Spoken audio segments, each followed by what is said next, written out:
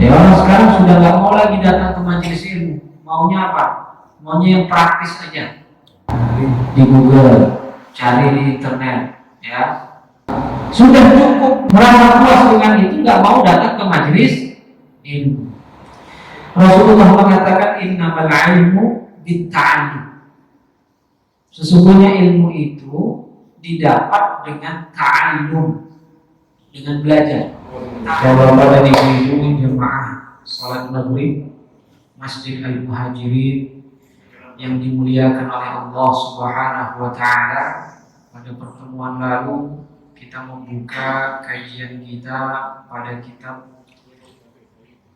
yang dikarang oleh ulama salaf, ulama terkenal, ulama yang menjadi rujukan bagi ulama-ulama yang datang setelahnya, yaitu Al-Imam Abu Hanifah radhiyallahu anhu.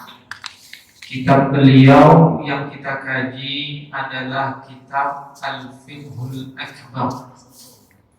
Al-Fiqhul Akbar bukan menjelaskan tentang perkara fikih ibadah, permasalahan furu' ibadah, tidak membahas tentang itu. Tetapi al-fiqhu di sini maksudnya al-fiqhul akbar, fikih yang lebih besar daripada permasalahan ibadah. Apa permasalahan yang lebih besar? Permasalahan yang lebih besar adalah perkara akidah. Karena orang yang beribadah, sholat misalnya, puasa, dia mengeluarkan zakat dan ibadah-ibadah lainnya, jika akidahnya tidak benar, akidahnya tidak sesuai, akidahnya salah, atau tidak mengetahui sama sekali tentang akidah, tidak tahu siapa yang dia sembah, tidak tahu bagaimana cara beriman kepada Allah dan Rasulnya, maka amal ibadahnya tidak akan diterima oleh Allah. Oleh karenanya para ulama mengatakan la tasihhu ibadatu illa ba'da ma'rifatil ma'bud. La tasihhu ibadatu, tidak sah ibadah yang dilakukan oleh seorang hamba, seorang muslim, ya, la tasihhu ibadatu, tidak sah ibadah tersebut, artinya tidak akan diterima, illa, kecuali ba'da ma'rifatil ma'bud, setelah dia mengenal, setelah dia mengetahui siapa yang disembahnya. Karena orang yang tidak tahu siapa yang dia sembah, ketika dia menyembah siapa? Siapa yang dia sembah? Yang nggak tahu, karena dia nggak tahu siapa yang dia sembah. Berarti perbuatan dia melakukan ibadah tersebut sia-sia saja. Hanya sebatas zahirnya, gerakan saja yang dilakukan, tetapi tidak bernilai pahala sedikit pun. Kenapa? Karena dia tidak tahu siapa yang dia sembah. Karenanya para ulama mengatakan awwalul wajibin, kewajiban pertama atas setiap muslim. Apa kewajiban pertama? Sebelum dia melakukan apapun, sebelum dia sholat dan lainnya, kewajiban pertama apa? Awwal wajibin iman billahi wa rasulih, beriman kepada Allah dan Rasulnya. Ma'rifatullahi wa rasulih, mengenal Allah dan mengenal Rasulnya. Jadi beriman kepada Allah yaitu dengan mengenalnya.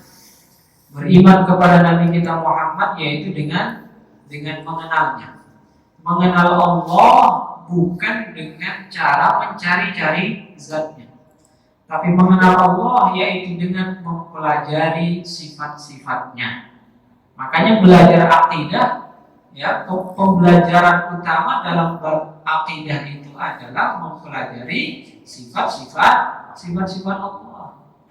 Nah, ini utamanya kita mengenal Allah. Kita lanjutkan. Qala Imam Abu Hanifah radhiyallahu anhu. Al-Imam Abu Hanifah, semoga Allah meridhoinya. Al-Imam Abu Hanifah pada pertemuan lalu sudah kita sebutkan tarjamahnya, biografinya, perjalanan hidupnya, secara singkat. Ya, sudah kita sebutkan kapan beliau lahir.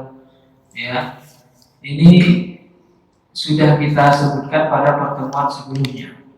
Nah, jadi kita lanjutkan apa perkataan beliau dalam kitab ini. Beliau mengatakan aslu tauhid wa ma yasihhu al-i'tiqadu alayhi ay yaqula amantu billahi wa malaikatihi wa kutubihi wa rusulihi wal ba'si ba'dal maut wal qadari khairihi wa syarrihi min Allah ta'ala wal hisabi wal mizani wal jannati wan nari wa zalika haqqun kulluh.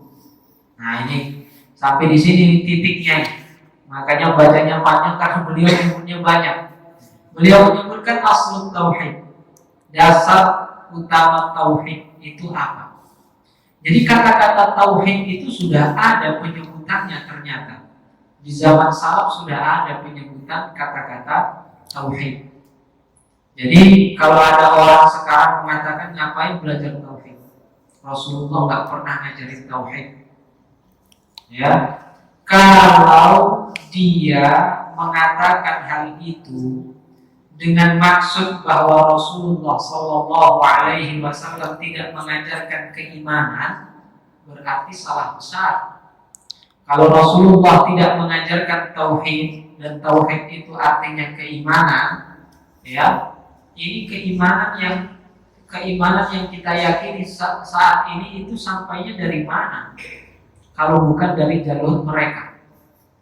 Kalau Rasulullah dulu tidak mengajarkan keimanan kepada para sahabatnya, nggak akan sampai iman itu kepada kita. Kan jalur periwayatannya kan jelas. Kita dapat iman ini dari mana? Belajar keimanan ini dari guru kita. Guru kita dari gurunya sebelumnya. Bersama sampai kepada para sahabat sampai kepada Nabi kita Muhammad Sallallahu Alaihi Wasallam. Nah, ini kita belajar kitabnya Imam Abu Hanifah dalam hal fikih, dalam hal akidah. Ya, akidahnya itu bersambung sampai kepada Rasulullah Sallallahu Alaihi Wasallam. Di antara 4 imam mazhab fikih, ya, Imam Abu Hanifah lah imam yang tertua dari mereka semua.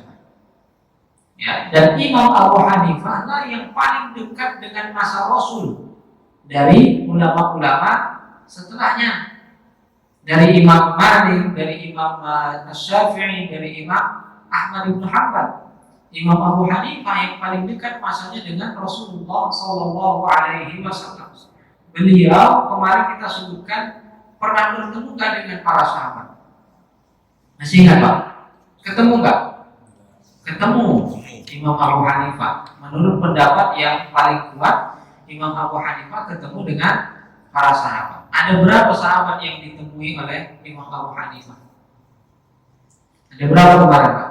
Ada 6, ya, di antara para sahabat. Ada yang mengatakan 4. Nah, intinya beliau bertemu dengan sahabat. Ada yang mengatakan mengambil hadis dari sahabat tersebut. Ada yang mengatakan cuma bertemu tetapi tidak belajar kepada mereka, tidak sempat mengambil hadis dari mereka karena usianya masih kecil ketika itu. Nah, ada yang mengatakan demikian. Namun orang yang bertemu dengan sahabat namanya tabi'in. Yang bertemu dengan sahabat namanya tabi'in. Ya. Nah, ini sahabat ketemu Rasul. Sahabat ketemu Rasul. Jadi dia Imam Abu Hanifah ini dekat masanya dengan Rasulullah Sallallahu Alaihi Wasallam. Dipisah satu generasi. Beda misalnya seperti Imam Syafi'i misalnya. Imam Syafi'i nggak ketemu dengan sahabat. Imam Syafi'i tidak bertemu dengan para sahabat. Ketemu dengan orang-orang setelahnya. Ya, ketemu dengan orang-orang setelahnya. Nah, jadi Imam Abu Hanifah ini ya masanya lebih dekat dengan masa Rasulullah Sallallahu Alaihi Wasallam. Beliau mengucapkan kata-kata tauhid. Jadi keimanan itu diajarkan pastinya oleh Rasulullah Sallallahu Alaihi Wasallam. Kalau perkara tauhid adalah penyebutan istilah nama, Rasulullah tidak pernah mengajarkan ilmu tauhid. Kalau yang dimaksud adalah mengajarkan satu bidang ilmu khusus tentang keimanan itu, ya, ilmu tersebut diberi nama dengan nama ilmu tauhid. Ya, ilmu tauhid itu memang dalam masa Rasulullah penyebutan ilmu tauhidnya tidak ada. Tetapi intinya isi dari ilmu tersebut itu diajarkan oleh Rasulullah Sallallahu Alaihi Wasallam. Penyebutan nama ilmu tauhid itu muncul setelahnya. Jadi ilmu yang mengajarkan tentang masalah akidah, masalah ini ibadah, ini disebut ilmu fikih. Ilmu yang mempelajari tentang keyakinan disebut ilmu tauhid atau ilmu akidah. Nah, itu muncul setelahnya penamaan-penamaan seperti itu. Nah, ini kata-kata tauhid itu sendiri sudah disebutkan oleh Imam Abu Hanifah dalam kitabnya Aslut Tauhid. Dan dasar tauhid itu sendiri, apa dasarnya? Ketika orang belajar tentang ilmu tauhid, apa itu dasarnya?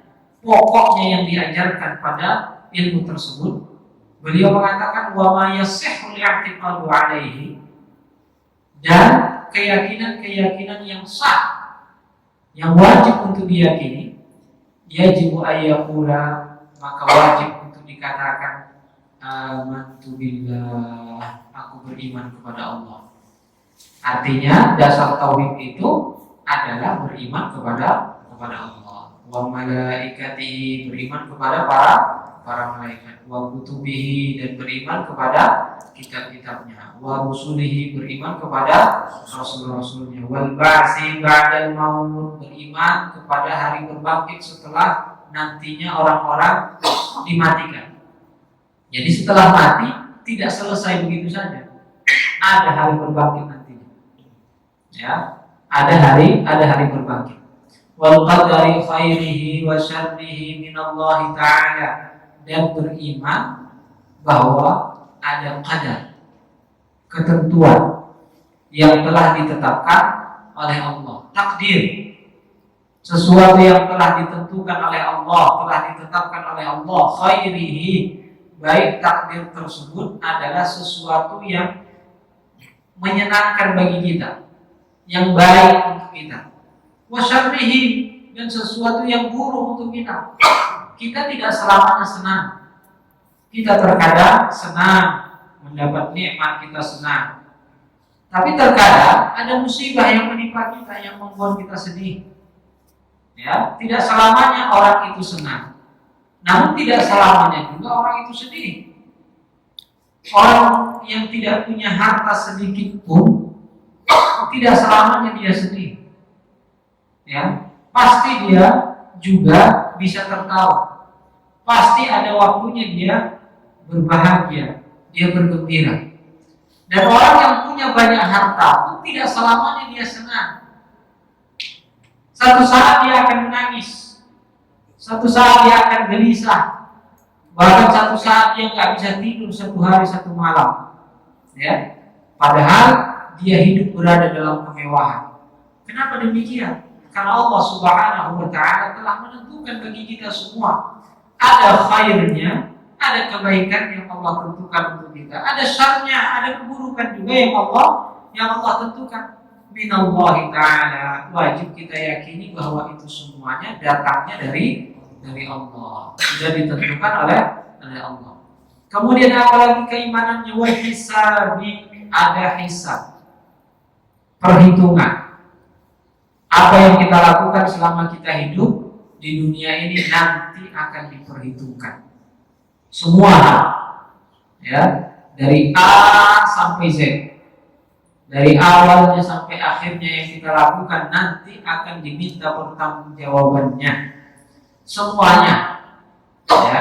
Makanya hati-hati dalam bertindak, hati-hati dalam berbuat, hati-hati dalam berbicara. Bukan setiap apa yang ada dalam hati kita kemudian dengan seenaknya saja kita ucapkan dengan mulut kita. Enggak semua apa yang ada di dalam hati kita boleh kita ucapkan. Dan tidak semua apa yang kita dengar boleh kita lakukan. Semua itu akan diminta pertanggungjawabannya. Wal mizan, juga ada nanti al-mizan. Apa itu al-mizan?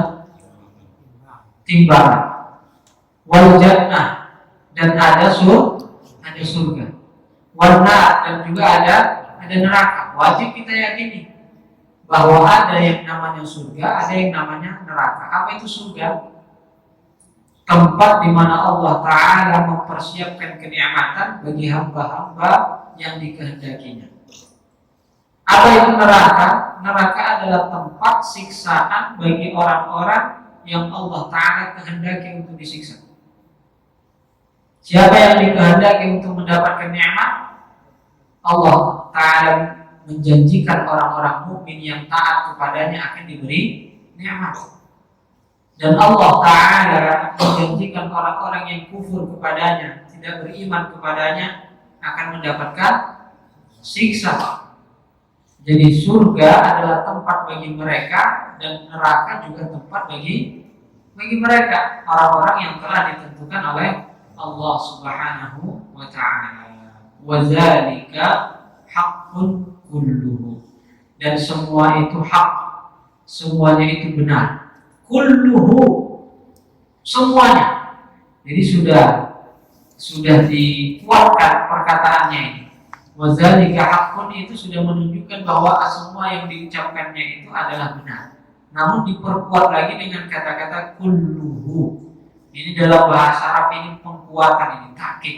Ada pengkuatan makna di situ dengan mengucapkan kata-kata kullu. Artinya memang semua itu benar adanya. Tidak boleh kita tidak meyakininya. Semuanya itu wajib untuk kita yakini. Nah, ini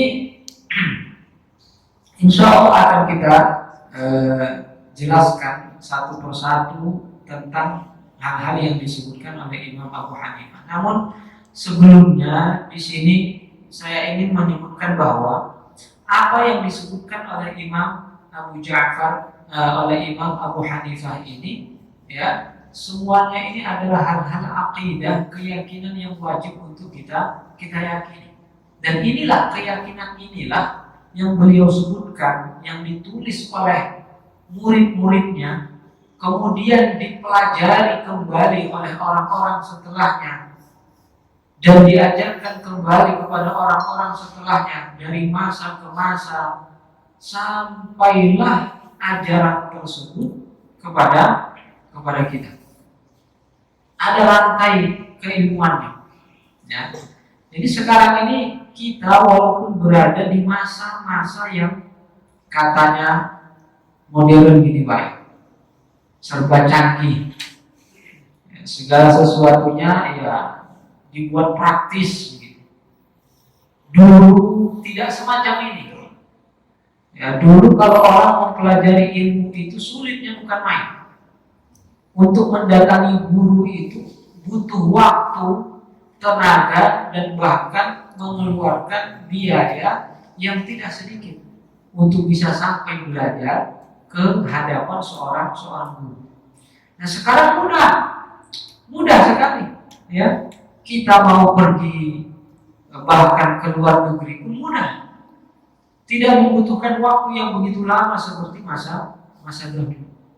Dan sekarang juga banyak tempat-tempat pembelajaran, tidak seperti dulu.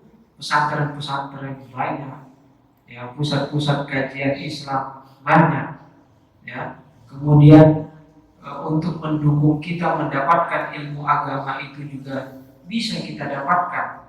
Buku-buku mudah untuk kita dapatkan, ya. Kitab-kitab sudah banyak dicetak dalam buku. Kalau dulu tidak ada. Guru menyebutkan, murid menulis. Gurunya ngomong, muridnya nulis. Diimla istilahnya, ya. Gurunya ngomong, muridnya nulis. Nah, itu sekarang sudah nggak ada yang seperti itu. Sekarang semuanya sudah ada buku. apa yang disebutkan oleh gurunya ada yang sudah ada di buku masing-masing, sudah pegang bukunya, sudah dicetak. Nah itu pun ya sekarang murid-murid yang belajar itu juga nggak fokus saat belajar mempelajari buku-buku yang sudah tertulis, sudah ada, sudah mudah untuk dibaca. Nah, apalagi kemudian ya orang-orang yang nggak suka untuk belajar, jangankan untuk belajar seperti itu di depan guru, ya, mendengar aja dari jauh nggak mau. Apalagi datang ke majelis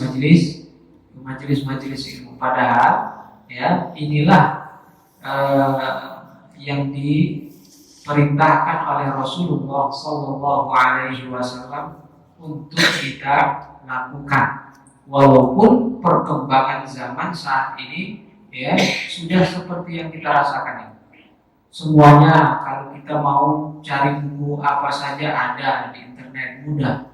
Jadi orang sekarang menggunakan kemudahan tersebut kemudian melupakan kebiasaan baik yang diwariskan oleh ulama-ulama kita dari turun-temurun sampai saat ini. Ya orang sekarang sudah nggak mau lagi datang ke majelis ilmu, maunya apa? Maunya yang praktis aja. Ya, baca di Google, cari di internet, ya. Nah, baca artikel yang disebar-sebar di grup-grup WA. Sudah cukup merasa puas dengan itu.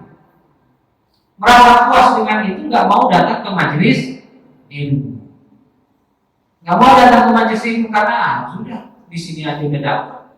Saya duduk di rumah sudah dapat ilmu, ngapain lagi saya ke masjid? Ngapain lagi saya ke majelis taklim? Nah ini orang yang melupakan kebiasaan baik, padahal itulah yang diperintahkan oleh Rasulullah Sallallahu Alaihi Wasallam. Rasulullah mengatakan innamal ilmu bitta'allum.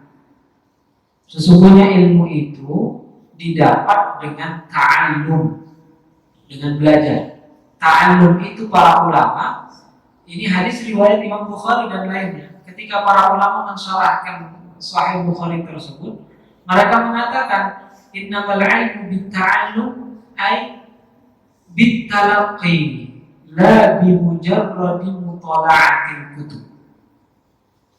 Ta'allum yang dimaksud oleh Rasulullah, belajar yang dimaksud oleh Rasulullah itu adalah talaqqi. Apa itu talaqqi? Belajar di hadapan seorang guru. Itu namanya talaqqi. La bimutala'atil kutub, bukan dengan membaca buku saja. Jadi orang yang belajarnya hanya dengan membaca buku, ya, ini tidak disebut namanya belajar. Ilmu yang didapatkannya itu tidak layak baginya untuk disampaikan. Kenapa? Karena dia belum dikatakan belajar. Orang yang tidak belajar tidak dikatakan mendapatkan ilmu. Nah ini perkara agama inilah yang diajarkan oleh Rasulullah Sallallahu Alaihi Wasallam. Tidak hanya sekedar berpedoman dengan buku. Bukan artinya kita nggak boleh baca buku. Tetapi jangan sibuk membaca buku, tidak mau belajar ilmu. Belajar ilmu, buku itu sebagai pendukung baginya. Karena orang yang hanya membaca buku, tidak belajar ilmu dengan seorang guru, dia nanti tidak akan tahu bahwa yang dibacanya itu benar atau salah. Kadang banyak terjadi salah-salah cetak, Pak. Percetakan itu terkadang ada kesalahan. Ya, saya banyak menemukan kesalahan cetak dari buku-buku yang saya pelajari. Kalau nggak belajar dengan seorang guru, nggak tahu ini salah. Gurunya memperingatkan ini salah. Ya, ini dicoret. Kenapa dicoret? Salah. Diganti dengan ini. Buktinya mana? Lihat naskah aslinya. Di naskah aslinya nggak seperti itu. Makanya mereka orang-orang yang mengatakan bahwa kedua orang tua Rasulullah itu mati dalam keadaan kufur, masuk neraka. Pernah dengar begitu Pak? Kedua orang tua Rasul masuk neraka, mati kafir. Mana buktinya? Buktinya ini kitab karangan Imam Abu Hanifah. Ya, dalam kitab yang lain disebutkan katanya kedua orang tua Rasulullah mata kafirain, mati keduanya dalam keadaan kufur. Itu di kitab-kitab tercetak seperti itu Pak. Ternyata ketika dilihat naskah aslinya tidak seperti itu. Ada huruf yang terbuang, ada huruf yang nggak masuk dalam percetakan. Sakot istilahnya, hilang hurufnya, satu huruf hilang. Di naskah aslinya apa? Mata kafir. Ada huruf ma yang hilang di situ, nggak tertulis. Apakah sengaja tidak ditulis atau memang ya tidak sengaja? Ya namanya orang nulis kadang ada aja yang kelewat gitu.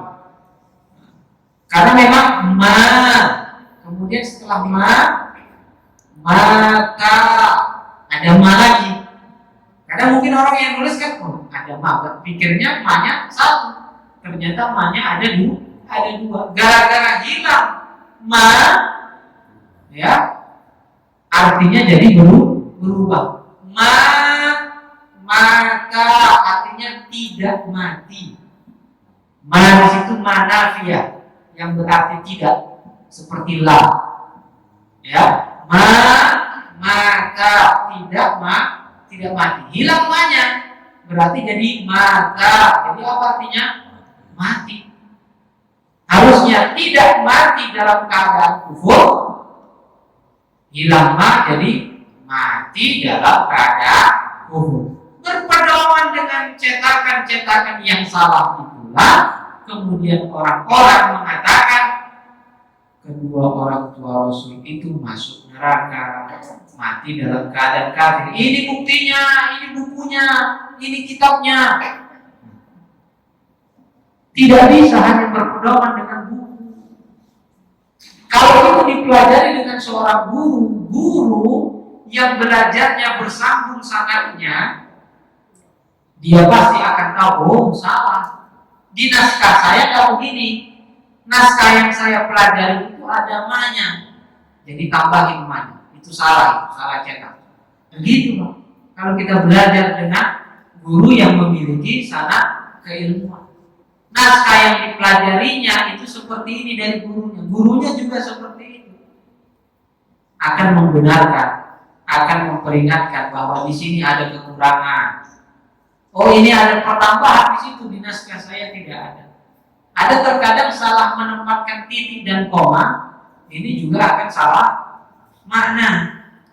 Nah, ini terkadang di cetakan ini dikasih koma, padahal harusnya tidak ada koma di situ. Di sini tempatkan titiknya di sini, padahal seharusnya tidak ada titik di situ. Jadi berpedoman hanya dengan cetakan-cetakan, ya, tanpa mempelajarinya langsung dengan seorang guru, ini bahaya yang besar. Ini bahaya ya yang besar. Dan kita semuanya tahu bahwa kesalahan-kesalahan cetak itu pasti akan ada terjadi. Jangankan itu Pak, kita buat surat edaran aja kadang salah kan. Kadang ada dannya, kadang nggak ada dannya. Ya, kadang nambah dan ada dan dengan tidak ada dan maknanya bisa berbeda kan gitu. Nah ini bisa terjadi kesalahan. Yang sering salah lagi kadang tahunnya lupa diganti, copy paste. Copy paste tahunnya nggak diganti, lupa. Begitu udah diajarkan loh, kok tahun 2020, sekarang kan 2022. Nah, karena kalau orang percetakan juga begitu, oh kitabnya sama ini, copy. Ternyata ada perbedaan. Nah, copy paste ada perbedaan. Huruf iya dengan huruf ta maknanya bisa berbeda. Disinilah para ulama mengatakan laulal isnad laqala man syaa ma syaa. Kalau bukan karena sanad, Laulal isnad, kalau bukan karena sanad. Apa itu sanad? Mata rantai keilmuan. Kalau bukan karena sanad tersebut, kalau bukan dengan mempertahankan sanad keilmuan, laqala man syaa ma syaa. Niscaya setiap orang akan mengatakan apa yang diinginkan untuk dikatakannya. Dia berbicara tentang agama, si A mengatakan tentang agama begini, datang si B mengatakan tentang agama seperti ini, ya, sesuai dengan keinginannya. Tetapi kalau orang yang memperhatikan sana, dia akan bertanya, kamu mengatakan itu dari mana sumbernya? Kamu dengar dari siapa? Dulu orang-orang kalau mendengar hadis, si fulan mengatakan hadis seperti ini. Kalau Rasulullah Shallallahu Alaihi Wasallam kaza kaza meriwayatkan hadis, itu akan ditanya, kamu meriwayatkan hadis dari siapa? Dari guru saya si fulan. Si fulan itu meriwayatkan dari siapa? Dilihat jalur sanadnya, sampai nggak kepada Rasul. Kalau tidak, kalau orang nggak benar, ya, nggak punya sanad, ya sudah, perkataannya tidak akan diambil. Jadi sanad itulah yang membuat orang-orang itu diambil perkataannya atau tidak diambil perkataannya. Laulal isnad laqala man syaa ma syaa. Kalau bukan sanad, semua orang akan mengatakan sesuai dengan keinginannya, sesuai dengan hawa nafsunya. Kemudian Muhammad ibn Sirin mengatakan, ini disebutkan oleh Imam Muslim dalam kitab Sahih Muslimnya, al-isnadu minad din. Beliau mengatakan sanad itu termasuk bagian dari agama. Al-isnadu minad din. Jadi orang yang memperhatikan sanad, orang yang belajar ilmu, ya, dan memperhatikan sanadnya, ini ilmu yang saya pelajari ini ada sanadnya enggak? Jelas enggak? Nah, memperhatikan sanad itu termasuk bagian dari agama. Al-isnadu minad din. Fanzuru amman ta'khuzuna dinakum. Karena itulah hendaknya kalian semua memperhatikan dari mana sumbernya kalian ambil agama kalian. Jadi ilmu yang kalian pelajari itu ada sanadnya enggak? Kalau enggak ada sanadnya, tinggalkan. Kalau ada sanadnya, ambil. Karena itu bagian dari agama. Inilah pentingnya untuk mengetahui sanad-sanad keilmuan. Alhamdulillah, ya, para ulama-ulama kita dulunya mengajarkan ilmu kepada kita, itu semuanya memiliki sanad keilmuan. Walaupun kita nggak tahu sanad mereka itu seperti apa, ya, tetapi jelas, ya, seperti apa yang disebutkan oleh guru-guru kita, mereka punya sanad keilmuan jelas. Dalam mazhab Imam Syafi'i, ya, keilmuan dalam mazhab Imam Syafi'i, kitab-kitab yang dipelajari di pondok-pondok pesantren itu jelas keilmuannya, berantai, bersanad sampai kepada Imam Syafi'i. Imam Syafi'i, ya, sampai kepada Rasulullah Sallallahu Alaihi Wasallam. Imam Syafi'i itu dulunya mengajarkan ilmu kepada murid-muridnya. Beliau seorang mujtahid mutlak. Beliau bisa mengambil hukum dari Al-Quran, dari hadis. Beliau ajarkan kepada murid-muridnya. Beliau memiliki kitab yang fenomenal, disebut namanya Al-Um, kan? Namanya Al-Um. Kemudian beliau juga mendiktekan permasalahan-permasalahan hukum. Disebutlah namanya, itu ditulis oleh murid-muridnya, disebutlah namanya Ibra. Ya, kemudian murid-muridnya juga menulis apa yang mereka dengar dari Imam Asy-Syafi'i, yang diajarkan oleh Imam Asy-Syafi'i, ya. Di antara murid-muridnya tersebut ada namanya Imam Al-Muzani. Apa yang ditulisnya itu, kemudian kitabnya itu disebut namanya Mukhtasar Al-Muzani. Ada namanya muridnya Al-Buwaiti, disebutlah kitab yang ditulisnya itu namanya Mukhtasar Al-Buwaiti. Ya, ringkasan dari apa yang disampaikan oleh Imam Asy-Syafi'i. Itulah kemudian yang diajarkan oleh orang-orang setelahnya turun-temurun, ya, sampai di abad ke-5 Hijriah ada imam besar namanya Imam Al-Haramain. Imam Al-Haramain, kenapa disebut Al-Imam Al-Haramain? Al-Haramain itu Haram Makkah dan Haram Madinah. Dia adalah imam besar, ulama besar di Makkah dan di Madinah. Namanya Imamul Haramain Al-Juwaini. Imamul Haramain ini kemudian beliau menggabungkan ini kitab-kitab Imam Syafi'i tadi, yang menjadi kitab induk dalam mazhab Imam Syafi'i. Ada 4 tadi kan?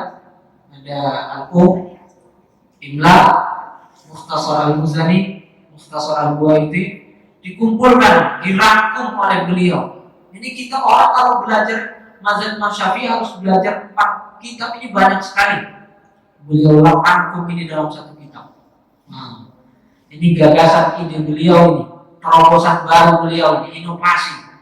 Beliau kemudian merangkumnya dalam satu kitab.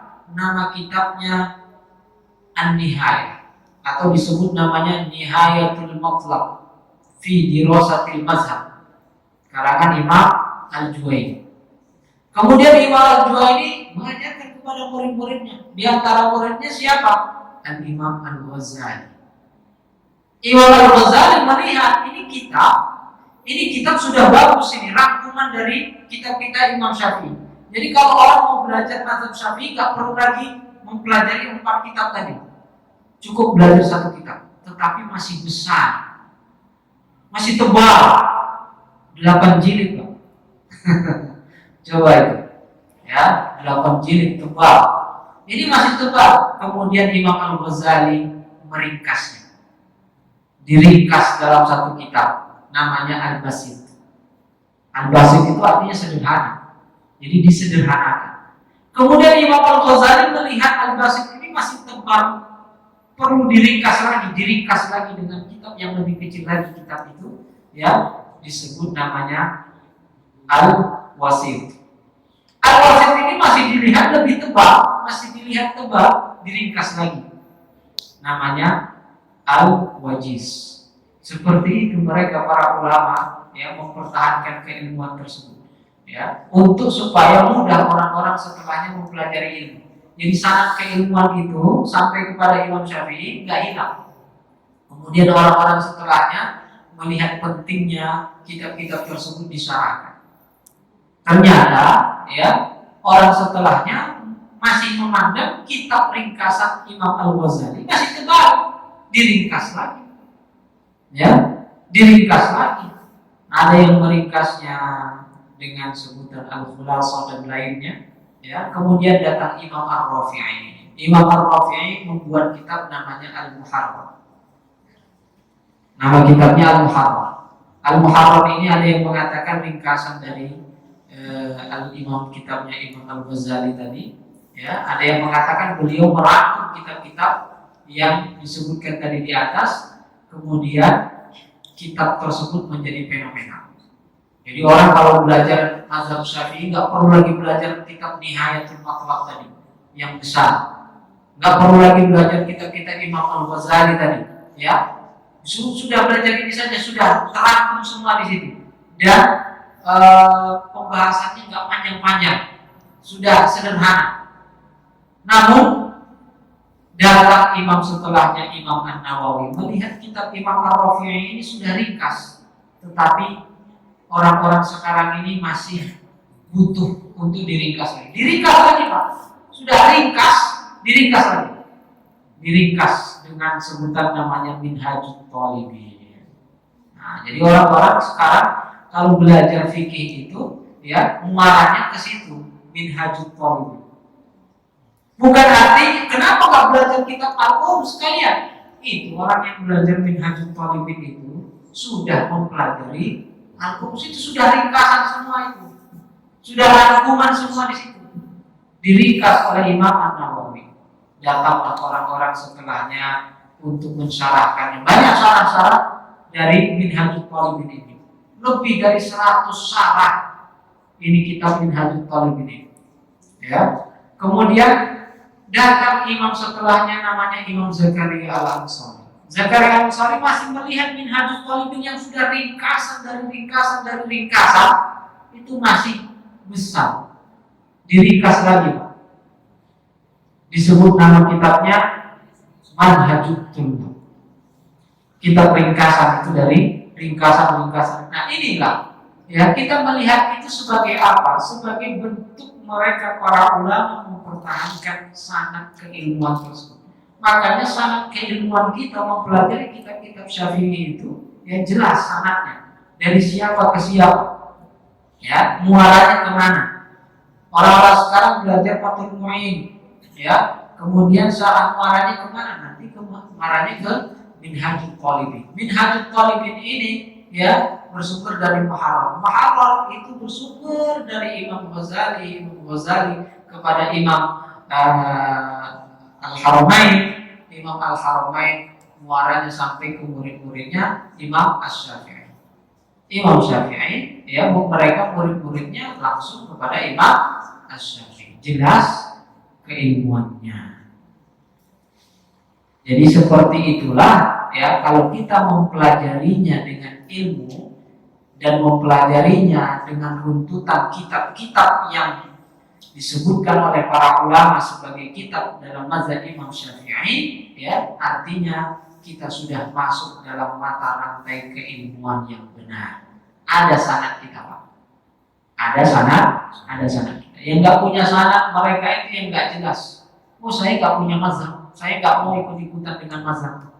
Itu sanadnya kemana ilmunya? Nggak tahu. Nggak ada sanadnya. Ya, tidak ada sanadnya. Coba tanya, kalau dia nggak ikut mazhab, sanadnya kemana? Sampai nggak nanti akan sampai kepada Rasulullah Sallallahu Alaihi Wasallam. Karena semua para ulama kita punya sanad. Kalau tidak sanadnya lewat jalur Imam Syafi'i, nanti sanadnya lewat jalur Imam Abu Hanifah, lewat jalur Imam Malik, lewat jalur Imam Abu Hanifah. Yang lewat jalur Imam Abu Hanifah, Imam Ahmad, itu juga pasti lewat jalurnya Imam Asy-Syafi'i. Karena Imam Ahmad murid dari Imam Asy-Syafi'i. Yang lewat jalurnya Imam Syafi'i pasti juga lewat jalur Imam Malik. Karena Imam Syafi'i muridnya Imam Malik. Jadi jelas sangat mata rantai keilmuan, ilmu yang diajarkan oleh guru-guru kita. Jadi jangan tergiur dengan perkataan orang-orang sekarang, ya ngapain belajar ini ya. Kalau mau belajar mazhab Syafi'i, belajar saja langsung kitab Al-Um. Karena itu kitabnya Imam Syafi'i, bukan belajar kitab ini katanya. Nah, dia tidak tahu mata rantai keilmuan dalam mazhab Imam Asy-Syafi'i. Baik, ada yang ditanyakan ini? Silakan. Ada buku atau kitab yang mengenai fikih dan tauhid itu Irsyadul Anam. Bagaimana dengan Irsyadul Anam? Irsyadul Anam ini yang mana ini? Banyak kitab namanya Irsyadul Anam. Yang dasar itu, Pak Ustaz, tadi yang dasar mempelajari tentang fikih, tentang tauhid. Iya. Jadi saya saya tahu itu Irsyadul Anam aja saya pernah pelajari. Nah, jadi banyak nama kitab-kitab Irsyadul Anam itu banyak. Ya. Jadi kitab Irsyadul Anam yang mana? Ya, karena para ulama kadang mengarang kitab itu namanya sama. Ya, sama nama, cuman beda pengarang. Ya, nah, beda pengarang dan beda manhaj. Ada yang mungkin dalam mazhab Syafi'i, ada yang mungkin di luar mazhab Imam Syafi'i.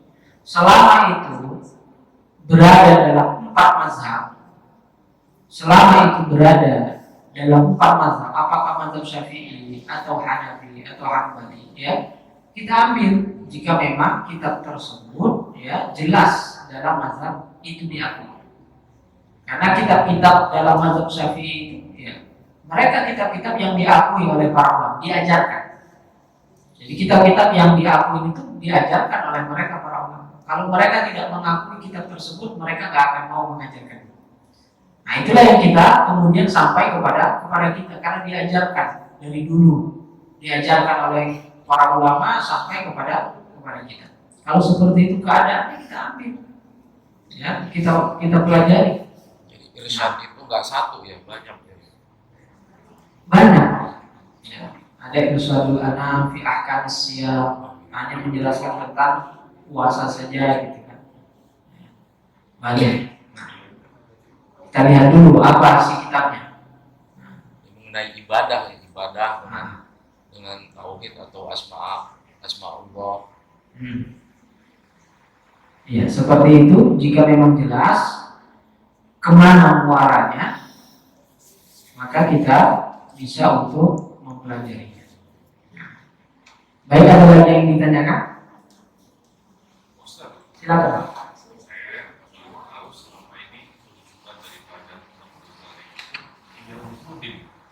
Itu diantara kitab Imam Al-Ghazali.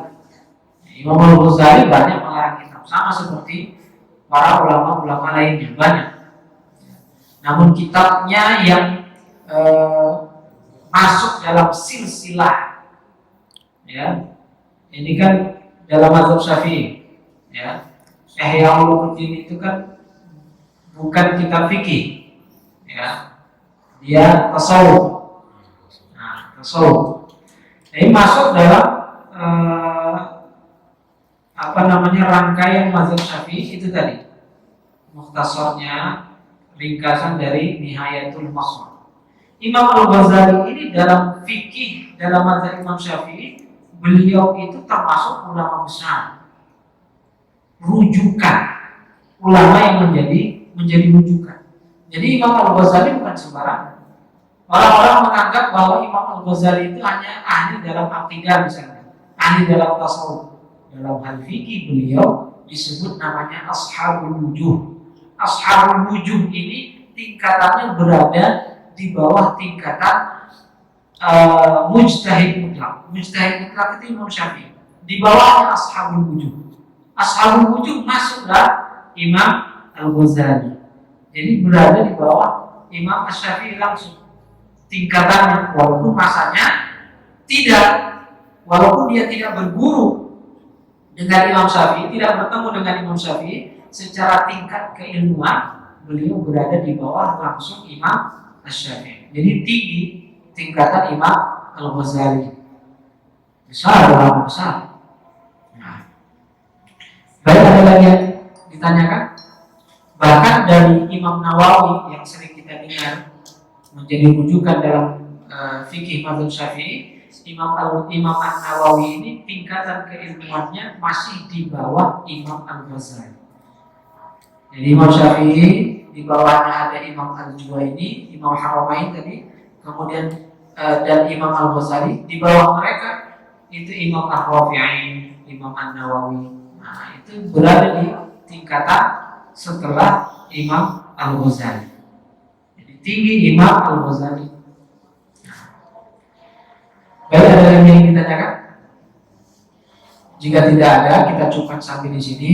Kita berharap dengan menyebutkan mereka, para ulama-ulama, para pembesar-pembesar dalam mazhab Imam kita, Imam Asy-Syafi'i, mudah-mudahan Allah Ta'ala memberi keberkahan kepada kita semua. Amin, amin ya rabbal alamin. Mari kita akhiri seperti biasa, kita ucapkan tahlil dan salawat kepada Nabi. La ilaha illallah. Allahumma salli ala sayyidina Muhammad wa ala alihi wa sahbihi wa sallim. Alhamdulillahi rabbil alamin. Assalamualaikum warahmatullahi wabarakatuh.